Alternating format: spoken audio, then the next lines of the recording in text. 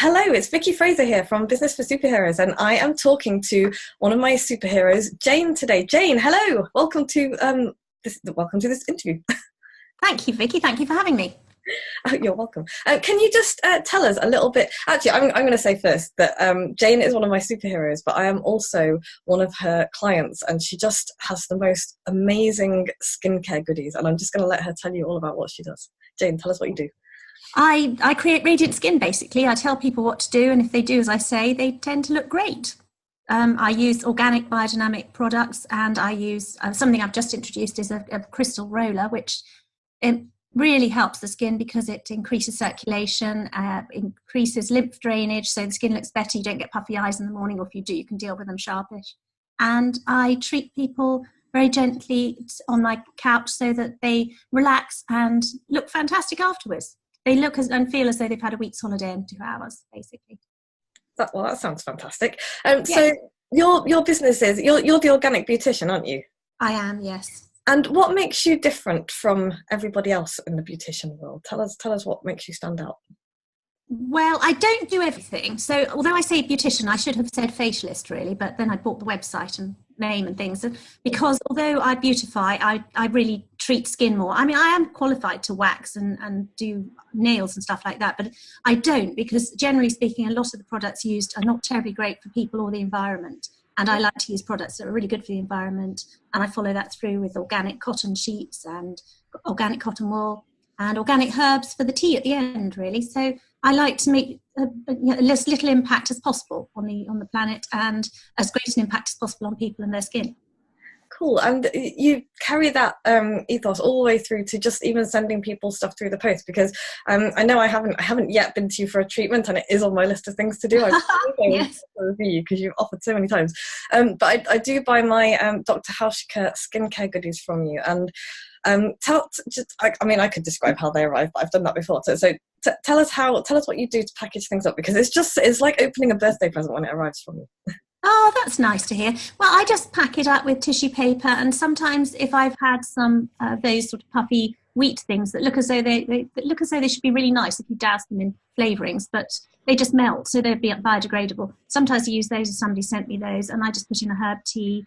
And well, at the moment, I'm sending out chocolate coins, which is possibly not terribly great, but they're the ones from Oxfam, so they're divine chocolate, which is organic, I think. Yes, I'm fair trade and from Oxfam, so that's fair good. trade from Oxfam, that's right. Yeah, and generally speaking, when I send birthday cards out to my clients, I send the Oxfam ones. I've used one with a rose on, but it's bought from Oxfam. Yeah, and you're super thoughtful as well, because you know that I like flamingos, and I was just saying this morning I opened a Christmas card from you, and it was a Merry Christmas flamingo card, and it was just a lovely, thoughtful touch, and it made me smile. So thank you for that. Oh, that's right. Well, I love the pink envelopes. I mean, I just adore pink. I do use green envelopes when I send things out because I'm trying to make the point that I'm green and ethical, but I prefer pink really. Yeah. But there are always issues though, aren't there, with being ethical? Because one of the things I do use sometimes for sending out my book is I bought quite a lot of plastic envelopes, which are bubble envelopes. And I bought them in plastic specifically because you can actually recycle them more easily than you can the paper ones, which have the bubble wrap inside. You have to separate those. And I found that they can be reused. And I've got one of these envelopes, which has been back and forward to clients. I think it's on its 5th trip at the moment. So I think that's possibly better than using the paper one, but it's tricky that. I mean, you always get this with environmental issues. Everything you do has an impact. Yeah, it's really difficult to be kind of zero impact. I always reuse the envelopes that you send because they're just fun. They're bright green and they're kind of sparkly, and they're kind of... They're lovely. They're green and sparkly, but they are plastic. So where do we stand with that one? It's tricky. Trouble is, I bought lots of them, and so I'm at the moment I'm trying to see how long this one goes on for. Yeah. Okay, cool. So why did you start your business? What made you start your own business? Where did you come from before that? Well, before that, I'd done all sorts of things. I used to make ball gowns and make tiny little dolls, which are about the size of your hand. I had 4 children, which kept me slightly occupied for a while. And when I went to Germany, we went over with 3 children and we came back with 4 because we had to smuggle the baby in because we didn't get her a passport in time. I found that somebody visited me, the doctor's wife from the school the children went to, and brought me this amazing oil. And it was rose oil, and I opened it up and it was totally redolent of summers in the garden, and this was in January. And I thought it was the most amazing oil ever, and I put it on me and the baby, and she seemed to like it, and I loved it. And then I ambled, a few days after I had the baby, I ambled down into the local town, and there were shops selling this stuff everywhere, and it was Dr. Hauschka. And I remembered that I went to quite a weird school, really. It was a Steiner school. And I remembered that we'd had Vala medicine. Whenever we went to the nursery, we used to get given chamomile tea or peppermint tea, depending on what we had. So they didn't offer you aspirins or anything. And they used to have these Vala medicines that they'd give us. And I'm never sure if they did any good, but they certainly distract you. And the Vala is the parent body of Dr. Hauschka. They make homeopathic medicines. Again, I'm never quite sure about homeopathy, but, the children seemed to like it when they were little, and certainly distracted them. And so I realised that this stuff was organic, biodynamic, which is a step further, grown with the planets and the moon, and strengthening the soil and putting stuff back into the soil. So it's like a giant step further than just organic, really. And the company themselves are incredibly ethical. They have amazing buildings. They recycle the grey water to flush the lavatories, which stupidly we're not allowed to do in this country. I don't know why. And they have green roofs. They have a biodynamic garden around the factory. The whole thing is just incredible. And I was quite taken with this. So when I got back to England, I'd also noticed when I started using it that my skin started looking amazing. And so I got back to England and tried to find it, tracked it down, ended up by mistake at an open day for estheticians or facialists, people who wanted to do the training. And I said, oh, God, I quite fancy doing that. And they said, oh, you'll have to get a beauty therapy qualification. So I went home and got a beauty therapy qualification. It took me a year, and then I ambled back and did the Dr. Hauschka training. Okay. That was rather a ramble, wasn't it? Well, no, I'm kind of interested in the making ball gowns, tiny dolls, and smuggling your baby into Germany. But maybe out of Germany. Well, actually, you know what the Germans are like? They're so efficient. We're actually still resident in Germany because you're meant to abmeld. You're meant to fill in loads and loads of forms to leave. And my husband can't speak German, and I had a very small baby and couldn't be bothered to fill the forms in. So we just left. So I think we're probably still there. We'll probably get a tax bill at some point. Well, I don't know. With Brexit, that's probably not such a bad thing. If you're still a German resident, you might be able to travel a little bit more freely than everybody. Well, I think I'm applying for an Irish passport because my father had one. So we'll see what happens there. But I won't be able to get one for my husband, but my children might. Yeah. Oh, you're so lucky. My great-grandparents were Irish, but I think that's too far removed. No, not necessarily, but there is a queue at the moment. So yeah. Well, I'm gonna look into it. Anyway, back to business. So what led you to join the superheroes? Because you've been a member of the superheroes for quite a long time now, and you're probably one of my longest-standing members, and which is fantastic. And thank you. But what led you to join the superheroes? Well, I found your emails highly amusing, and I was sort of stunned by your energy. I mean, sometimes I feel like I read what you've done, and I feel like I have to have a little lie down just to recover, just from reading what you've done. So I really admire your energy and what you do. I mean, I think you get a lot done. I have lots and lots of brilliant ideas. I mean, I have 27 brilliant ideas before breakfast, but actually sticking to one thing and getting that done is quite tricky, I find. Mm. And you seem to manage to have the brilliant ideas and follow them through. So I found that quite inspiring.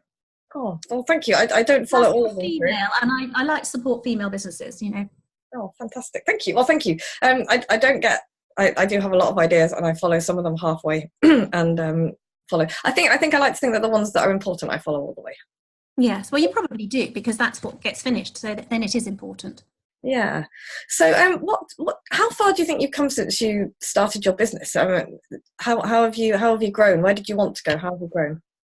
Well, it's more of a meander really than a stride up a hill. I wrote a book, which I was really chuffed about. I found that my clients were so comatose once I turfed them off my couch that they weren't listening to what I said to do at home. And the thing is, what I do is great, and they look fantastic afterwards, but you really need to keep it up at home. And so I got sort of fed up with this whole repeating myself over and over again. I've had 4 children. I have repeated myself ad nauseum and ad infinitum. So I just thought, well, I'll write it all down. And you were going on about writing books, and I read your book, and it was a total hoot. And I did some of the things. And then I thought, well, I'll write it down then. So I wrote it down, and eventually it got published, and there was a lot of faffing around, and it didn't come when I wanted to exactly, and then I realised there was an absolute blinder of a mistake in it, which drives me utterly bonkers. But there we are. Nobody's noticed so far. So if I ever have to print another run of it, I'll make sure that blooper goes. But, it's been quite interesting. People just seem to think you know what you're talking about if you've written a book. I mean, I hope I do know what I'm talking about. But, yeah, it's quite interesting. People go, oh, you've written a book. But actually, all you need to do is sit down and write it. going and then stop. It's true, and your book is great because you very kindly sent me a copy of your book, and it's fantastic. Thank you. And I do refer to it all the time. I haven't seen the blueprint. I'm going to have to go through it and have a look. Yes, get your fine tooth comb out. Yeah. But how have you used your book in your business since you published it? How have you found that it's changed things apart from the expert status thing? Well, I think it's more the expert status thing. I mean, it's funny how people look at that. It's also, I've written a few pieces for our local glossy magazine, Cotswold Life, which they very kindly printed. And people seem to love that as well. You know, they go, oh, she does my face and she's in Cotswold Life. You know, people seem really to like it. And they like to think that I've written a book about skincare. I mean, it's never going to be on Amazon or the Times or whatever it is, bestseller list, because quite frankly, it's about skincare. It's hardly, a thriller that you take on holiday. Though actually a few people have taken it on holiday, bizarrely enough. Yeah. Well, I mean, you never know where it's going to end up, and it's very possible that it could become a bestseller depending on what you decide to do with it in the future. So, I haven't really done much with it. That's my problem. I sort of take it about when I do an event, and people go, "Oh, you've written a book? How amazing!" And it is on oh God, what's that thing where you hold it? Kindle. Yeah. Which is bizarre because I've got no idea how Kindle works, and I quite like paper really, but it's on there, even though I've got no idea how it got there really.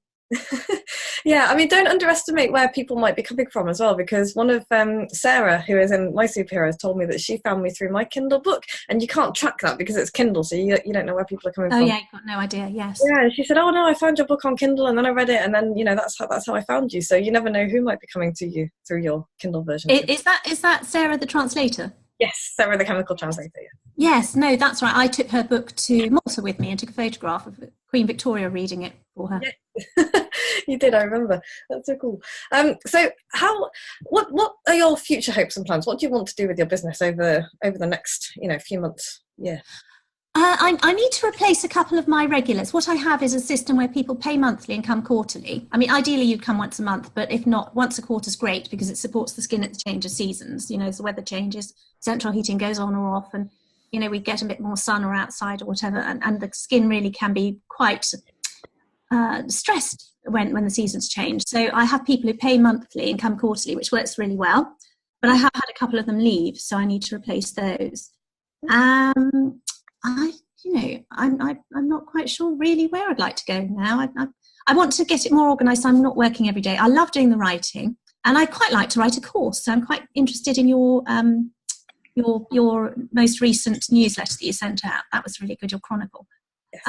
The other thing I think about is how can I sort of stage this so that I can teach people in a different way. I did actually do a course for aromatherapists who had been taught to do facials. But I did that training as well because I did the aromatherapy training, and it wasn't really quite what I'd like anyone doing with my face. So I said, "Oh look, I'll run you a course." So I did. So I rather enjoyed that, actually, teaching people what to do. So that's probably yelling at my children, I expect. Yeah, more of that in 2019 then. Exciting. I hope so. Yes. Okay. And what would you say has been your biggest win for 2018? What's the thing you're most proud of? Well, actually, just in the last few weeks, something that I've done is I've imported some rollers. I don't know if you've seen the rollers. They're quite big on Instagram. If you ever waste hours of time trolling around there, which I try not to, but apparently every influencer has been out with a roller. So I've got these lovely rose quartz rollers, and I've got some really good quality ones, and they've been really super popular. So in 2019, I'm going to do some more courses for my clients with those, because they really do help your skin. You use less product because you roll it in with the roller. It stimulates the circulation. It's lymph drainage as well. They're really amazing, actually. It's something that the Chinese have been using for millennia, and we've only just got around to it. And I think it's a good way forward, because a lot of skin treatments are very invasive. You can roll little pointy things into the skin, or you can inject your own blood, or there's even this really quite tasteless one called the foreskin facial, which I'll just leave there really. At least with the vampire facial, the body fluids are one's own, re-injected. But a lot of things, it's as though, the French say, "Il faut souffrir pour être belle," you must suffer to be beautiful. Fluent French accent. I don't think you should. I don't see why we need to suffer to be beautiful. And I'm also quite keen on encouraging people to age slowly and gracefully rather than not aging. You know, a lot of the people we see in the press are older, and yet they've had so much surgery they're virtually unrecognisable. And I think it's a particularly harsh thing on women aging. Women have thinner skin than men, men have thicker skin. No woman I've ever met has ever been surprised to hear that, but it's actually true. And I think we need to try and age well. That's the most important thing in both senses, in living healthily. So how we look after ourselves and aging so that we look good for the age we are. You know, I don't want to look 10 years younger. I had a child at 23. That would have been ridiculous to look 10 years younger. I'd be a child bride. But I think looking good for the age you are is quite nice. It makes you more confident. And I think women need their confidence boosting. So I suppose going on with that, really, what I'm doing. I love that idea because it's the older. I mean, I'm going to be 40 next year, which I'm finding. Oh, you're a mere slip of a lass. A bit horrifying, but yeah, I don't like the way that we're all kind of. I don't know. It's Jill, who does the Pilates, calls it. She calls it the invisible woman, and the older you get, the more invisible you become. And I hate that because it's like this idea that if you're not, young and shiny and whatever, then fruity. Yeah, then somehow you're not attractive anymore. And I just think that's total bullshit, frankly. Well, I think it depends how you feel. I mean, I've had women say to me, oh, I feel invisible. But I mean, I'm 56 in a couple of days and I don't feel invisible. I feel I'm perfectly fine. And actually, occasionally when somebody does whistle at me, I turn around and give them a shock. I don't get offended anymore. I just think, oh, I got whistled at. Whereas when I was a teenager, I used to think, how dare they? That's so sexist. So I always have this simultaneous rage reaction for her. How dare you speak to me like that? And oh yeah, still got it. Still got it. Yeah. No, I don't react to that anymore because I don't know. I'm quite feisty. I've never been that worried about it. But I'm not downgrading anyone who's been in a bad situation, and I would certainly talk back to anyone who's very vulgar. But you know, a whistle or just a hello, darling, I don't mind that really. So because I'm granny, after all, so it's quite nice to get that really. I can't believe you're a granny. You're a granny, did you just say? Yes, I'm a granny. I've been a granny for 3 or 4 years, yeah. I do remember you saying now. I can't believe you're a granny because you do not look like a granny, and I think that's... Oh, thank you, darling. Too kind. Okay, so what I like to talk about people's wins, but I also like to talk about their challenges because being a business owner is really bloody hard work, frankly. And I think more people should talk about it so that business owners, when they are going through hard times, know that they're not alone. Yes. So what has been your biggest challenge, past or present, and how did you deal with it? There are several, I suppose. Managing one's time is a nightmare because things spread to fit the time that you have. My house looks like a bomb site, apart from the Christmas tree, which was quite nice. So managing to get people to come, I think deciding when I was going to work. So what I do now, and I found it really difficult, so I'd have one person coming to 11 on a Monday, somebody on a Tuesday at 4 o'clock, and so I'd be sort of hanging around. So now I don't do that. I decide which days I'm going to work in the week. And then I tell my regular customers when I'm available. And then if anyone else wants an appointment, they have to try and fit in, unless I think they're really amazing. If somebody that I really wanted to treat phoned up, then I would obviously fit in with them. But on the whole, I put the times in my diary when I can work. And I put the space in saying that's when I'm available for a treatment. And then I fill it rather than saying to any client that comes, oh yes, I can do that. And sometimes I say no. But that was actually quite hard. I think you were quite helpful with that, And John McCulloch, who's completely mad about doing what he says, and he sort of sinks in eventually to what you think about. I mean, men do find this sort of thing easier, I think. They find charging more easier, and they find saying no easier. So I just say no now. Yeah, that's really true, actually. I'm really glad you've brought that up because actually women do find it harder to say no, and they, I don't know why that is. I think it's because we're pleaser. We're sort of, society pushes us into it, there's a lot of things with feminism. I mean, men say, oh, why don't you say what you mean? And really, sometimes the reason women don't say what they mean is that they're quite worried that if they do say what they mean, somebody much bigger than they are might clock them one. So we do tend to try and pussyfoot around men in a way that other men wouldn't. And then they say, oh, you're not easy to understand. Why don't you just say no straight away? Well, because I was worried about your reaction might be the answer for some people. Yeah. And it's funny because usually you just say no and it's fine. Yeah, I just say, oh, I can do this, I can do that, I can do the other, And also, it doesn't do people any harm to have to wait. No, in fact, it's good because it just makes you all the more desirable, Jane. Well, it just means that if I'm not doing silly times and silly places, I can do a much better treatment because I'm prepared for it rather than shattered and thinking, God, it's the 5th today, I'm shattered. Yeah, and if anyone listening takes no other lessons away than that one, then you will serve your clients better if you work to suit yourself. Absolutely, yes. Yeah, really good point. Okay, so so if anyone was on the fence and thinking, oh, I don't know whether or not to join the superheroes, what would you say to them? I think that they need to be sure that they're going to do the work. I mean, sometimes I sit there and I think, oh no, Vicky, I'm not doing that this time. But I do think it through, and I consider whether the challenges you sent out are something I actually really want to think about at that point. I mean, sometimes I get to the point when I'm just thinking, God, can I write a daily email? And I've taken that away from it. And it works really well, and people seem to love them. I don't know why, but I only do it Monday to Friday. I have the weekend off. I think that there is such a lot of useful information you give, but it really depends on the person taking that information and running with it. You're passing the baton. If I happen to fumble and drop it, that's up to me and it's my fault. But I think there's such enthusiasm and information coming from you that it's really great. I mean, I'm really looking forward to the call in the new year with you because I've got a couple of things I want to chat to you about, and I really value your opinion. I think you cut through the bullshit really, and with a scalpel. And sort of help make things clearer because there's so much going on. Should we be on Instagram? Should we do this? Should we do that? And you can waste your entire day posting on social media just for one person to say, oh, how much is that? Oh, no, that's too dear. So it's quite helpful to have somebody holding your hand and kicking your backside at the same time. Cool. I'm really glad you said that. Making any sense?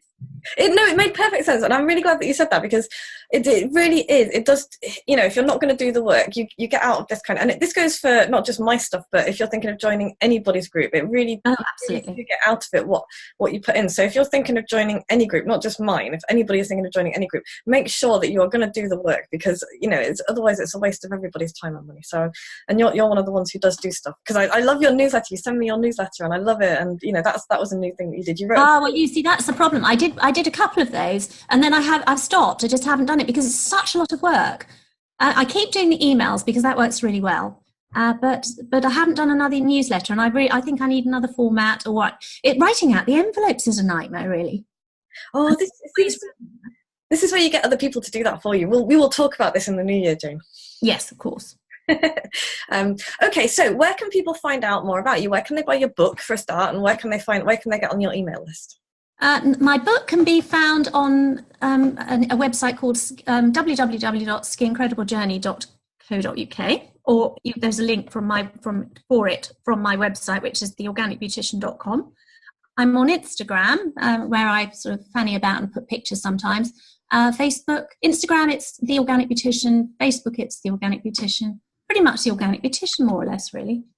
Excellent. That's easy for people to find. So go to theorganicbeautician.com, grab a copy of Jane's book because it really is great, and it's for men as well, right? You do. Yeah, I did a chapter which was called Men. Well, I was going to call it Men Only, I think, and then somebody said no, you can't really do that. But so I think I put for men only. But it was, it's intended about skincare, not anything else really. But men's skin is quite different, and they do age more slowly, and their skin is thicker and oilier, which makes them age more slowly. I mean, what can you say? Yeah, men should still look after their skin. The thing is, everyone's going on about mindfulness nowadays, but just taking a few moments in the morning just to compress your face with hot water and a lovely smelling scented oil like spruce or lemon. I mean, you do this now, don't you? I do, and it's my favourite part of my morning. It's just like you say, just 2 or 3 minutes is all it is, and it's just that's all you think about for that 2 or 3 minutes, and then a little bit of cleansing. Yes, a little hiatus of peace and quiet in a chaotic day, generally, I find. Yeah, it's a super cool thing that I never thought I would make time to do, and I'm so glad I did. So. I'm glad you did. Excellent. Well done. Thank you. And thank you very much for coming and talking to us. Like I say, anyone listening, go to theorganicbeautician.com and The Organic Beautician everywhere else, and find Jane's book, find her emails, and book a treatment with her because she's just fabulous. And I will be back with another superhero fairly soon. And other than that, thanks so much, Jane, and I will speak to you soon. Thank you very much for asking me.